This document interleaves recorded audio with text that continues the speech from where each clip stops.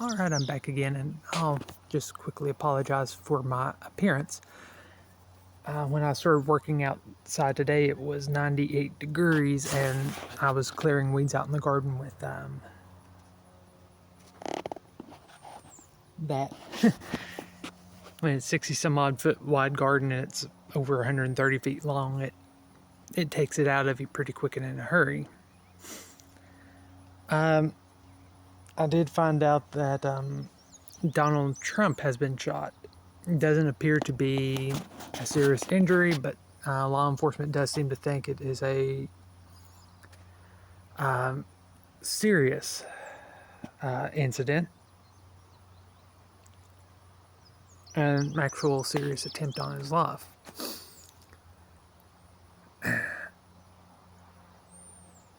If you don't like Donald Trump, that's definitely not the way to do it.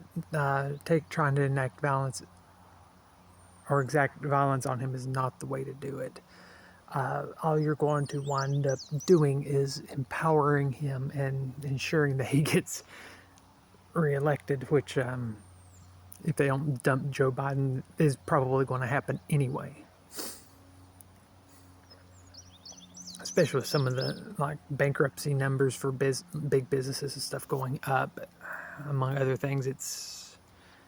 There's certain numbers showing an economy around the economy that does not look good, especially with job figures being revised or new jobs created being revised down and stuff. But you do have something like this, and it will only help him. Now, luckily for Trump, he looked to be just very minor, grazed his ear. And I've seen reports, and I'll have a link to that indicates that the shooter is believed to either be deceased or in custody. The only way this could help Trump any more than it probably will is if the person who did it was a member of the LGBT community, especially if they are of a minority group, and especially if it's a minority group that's not typically fond of the LGBTQ community, or people who are. Because there are certain minority groups that are not fond of those types of people that Trump's already been trending upward with support. So you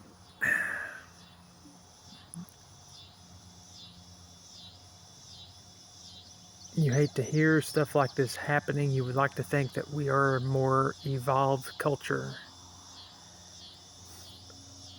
but we really aren't. We would like to think we're above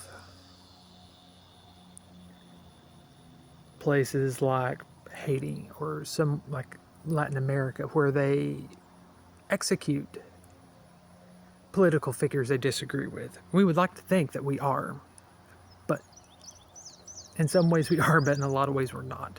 And this today proved that.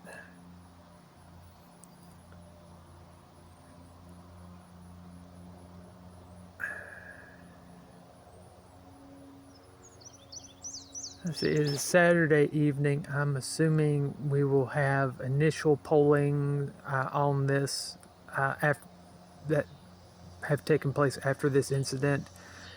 If we don't have it Monday afternoon, it'll be Tuesday. I'm interested to see if this is going to boost Trump's numbers. I believe it will. Like I said, it's too soon to say, but that's what I'm leaning toward. Everything, because if you remember, I do believe after Reagan was shot, his approval went up. I do believe. It's been a while since I've looked into that. And by a while, I looked a whole lot younger than I do now. Last time I did and had a bit more hair. But for some reason, I believe his approval went up afterwards. So the fact that something like this did happen, I think this will only strengthen him. You see him standing resiliently, pumping his fist in the air with blood on his face. That is a very strong, powerful image, especially right now where the one person that a lot of people are saying has the best chance of beating him has to be escorted on and off the stage. One, because it looks like he can barely walk, and two, because you don't know if he's actually going to make it to where he's supposed to go or not. When you compare and contrast, you're looking at there's a high likelihood that unless Trump absolutely bombs getting who he chooses as a running mate, I view this as a good sign that Trump is going to get the nominee, win the election. Could be wrong. There's still a long way between middle of July and November 3rd. But right now, I think this is just going to solidify it. Anyway, let me know what you think. I'm going to go drink a lot more stuff that is cool and wet and take a nice long cold shower. Later.